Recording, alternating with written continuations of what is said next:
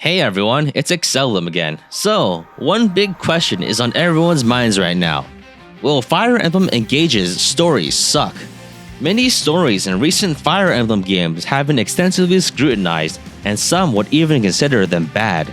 However, I don't think that Fire Emblem Engage's story will necessarily be bad, or at the least, it won't be bad for the same reasons that the others were. Two of the main examples I can think of are Fire Emblem Fates and Fire Emblem Three Houses, both of which have been extensively criticized for story elements and inconsistencies directly related to having large diverging route splits. Other games have had smaller route splits that merge back into the main game, but they aren't nearly as impactful. Fundamentally, when you have multiple routes in a game where you can choose between multiple opposing sides, any route will almost inevitably undermine the impact of another.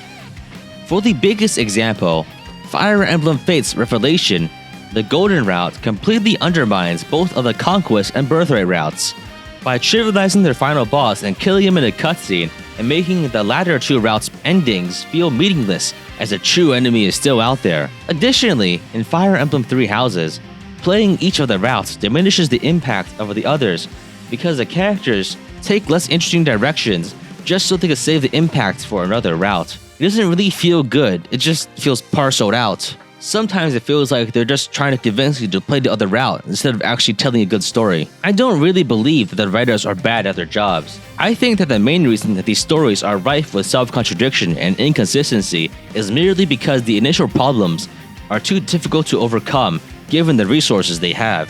They simply have too many constraints and inherently conflicting objectives. And in this sense, the game is rigged from the start. For example, in Fire Emblem Fates, they wanted to have a meaningful choice between two families, but also make the player feel justified in choosing either. Fire Emblem Three Houses further complicates this by allowing the player to choose between multiple morally gray sides and also wanting to always paint the player in the right. I think writing any of these scenarios in a way that pleases an audience is more or less an impossible task that I can't really fault them for not achieving. And this is why I think that going for a story where you just kill an evil dragon is perfectly fine. The writers won't have nearly as many constraints or conflicting objectives to tell the stories that they want to tell, have the character conflicts they want to portray.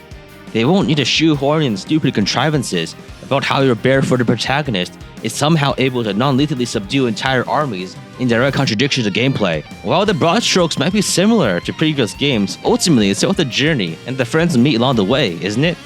What do you think? Do you think that the more route-based morally gray story is just better? Or do you think that a single route bereft of these limitations has potential? Let me know in the comments down below. Remember to like and subscribe, and see you next time.